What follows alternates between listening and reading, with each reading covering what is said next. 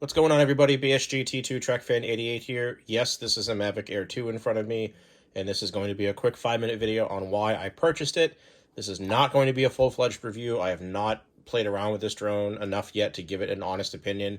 I have taken video and photos and edited them, and they look phenomenal. That being said, this is a rather unique purchase for me.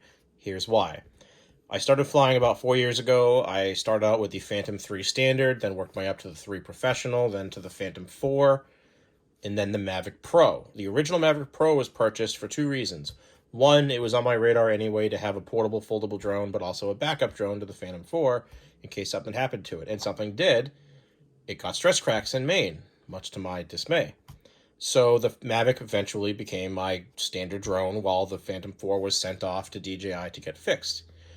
Well, used the Mavic Pro, great drone, got some great footage with it. Phantom 4 came back, switched back to that as my primary daily driver, and then the Phantom 4 Pro came out, which has a 1-inch sensor.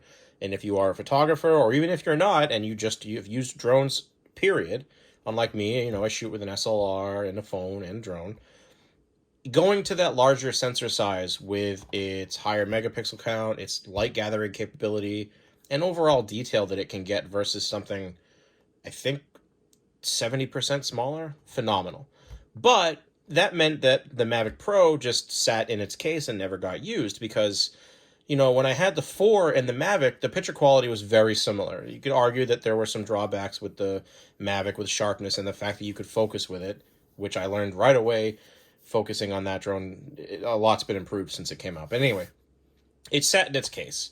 So I eventually sold it because what I was getting at earlier is if you've used a larger sensor, you don't want to go back. The image quality, the settings, like for instance, the Phantom 4 Pro 2.0 Plus that I've been using for the better part of more than a year right now, I have it dialed in perfectly. I could tell you right now ISO, shutter speed, and aperture, and what ND filter to use if I'm going to be going on a shoot.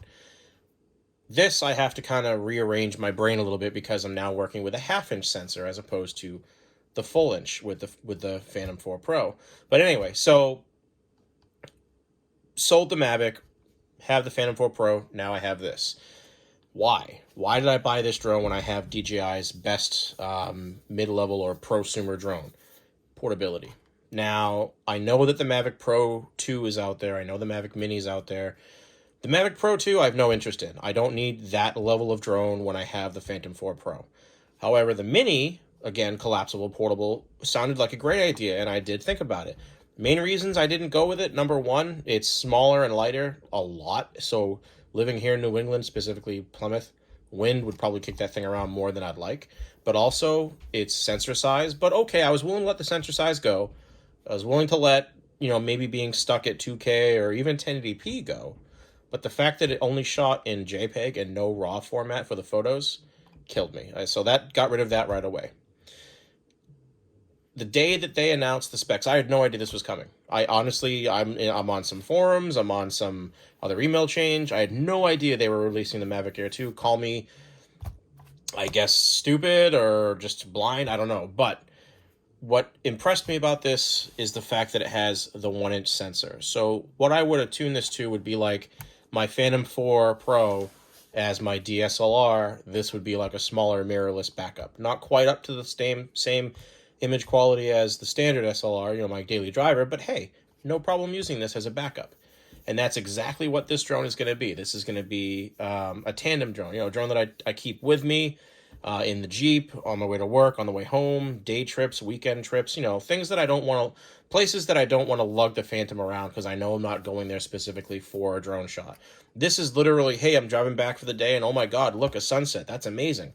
Send this puppy up, because I didn't want it to fall into the same pattern that the previous Mavic did.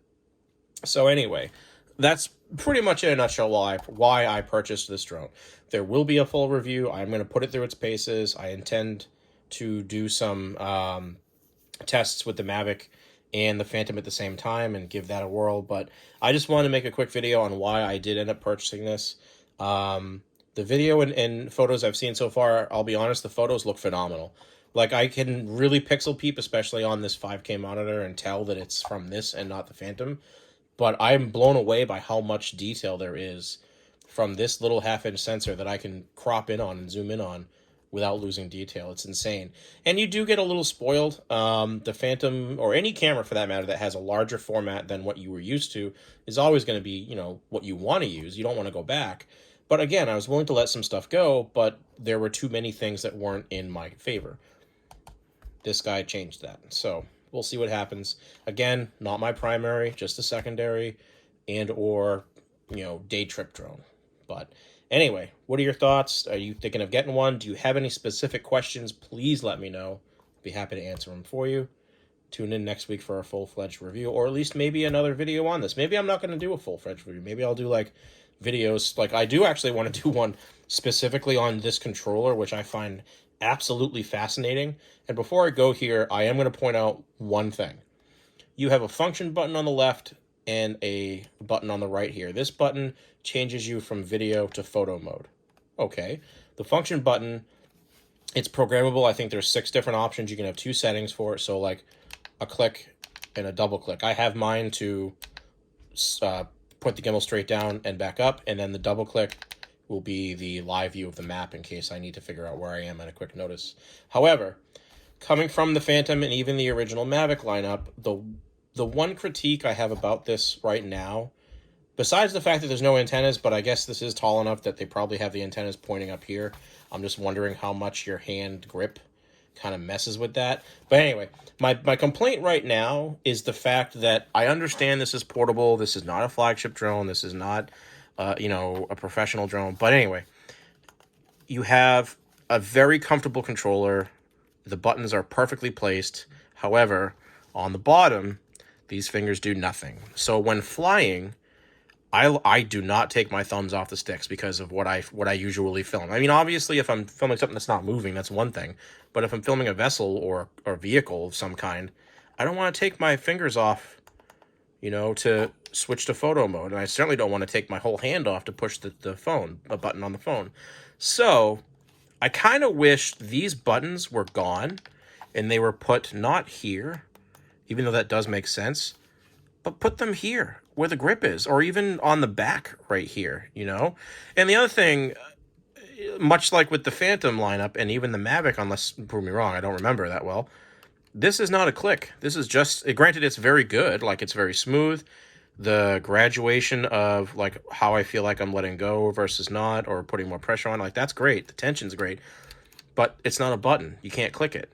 So if flying and I want to do something, I no longer have the ability to keep my fingers on the thumbs. I have to take off and go like that, which is kind of frustrating. For the return to home, I do like the fact that Turbo and Sport is here. However, I kind of wish, okay, normal, Sport, instead of dedicated to tripod, let me customize this button. Anyway, that's my only complaint about the controller so far. Anyway, I figured I would throw that in there real quick. Guys, have a good night. Thanks for watching. And again, any questions, please let me know. Later.